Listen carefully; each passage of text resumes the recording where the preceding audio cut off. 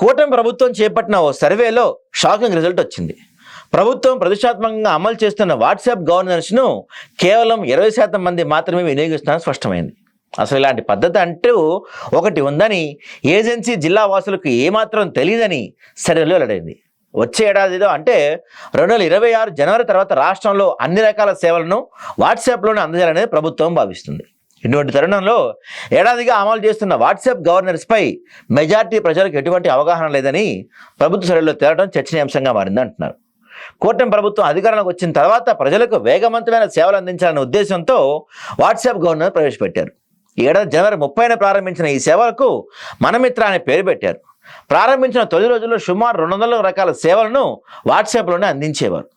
చిటికలో సేవలు అందుతాయని ప్రభుత్వ పెద్దలు గొప్పగా చాటుకున్న ఈ పథకం మరో నెల రోజుల్లో ఏడాది పూర్తి చేసుకుంటుంది. ఇక జనవరిలో 200 సేవలతో ప్రారంభించిన మనమిత్రను దశల వారీగా విస్తరించారు. ప్రస్తుతం దాదాపు 600 సేవలు వాట్సాప్లోనే అందిస్తున్నారు.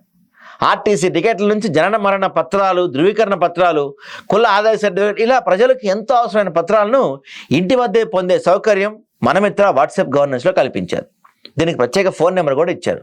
అయితే ఎక్కడ ఏమైందో కానీ వాట్సాప్ గవర్నెన్స్ను ప్రజలు సరిగ్గా వినియోగించలేకపోతున్నారని ప్రభుత్వ సర్వేలో వెల్లడైందని చెప్తున్నారు.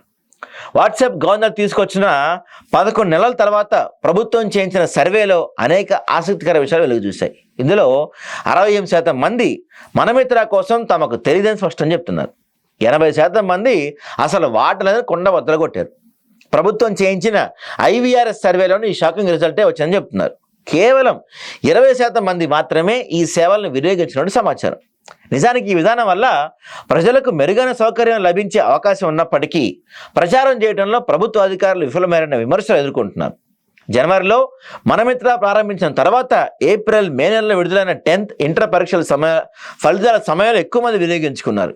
ఆ తర్వాత దీనిపై పెద్దగా ప్రచారం చేయకపోవడంతో ప్రజలు ఎప్పట్లాగానే కార్యాలయాల చుట్టూ తిరుగుతున్నారు.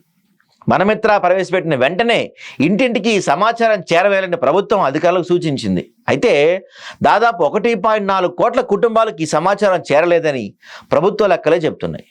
సుమారు 30,000 మంది ఉద్యోగులు ఈ కార్యక్రమంలో పాల్గొనకపోయినా ప్రభుత్వం కనీసం ప్రశ్నించకపోవటం హైలైట్ ఇక్కడ.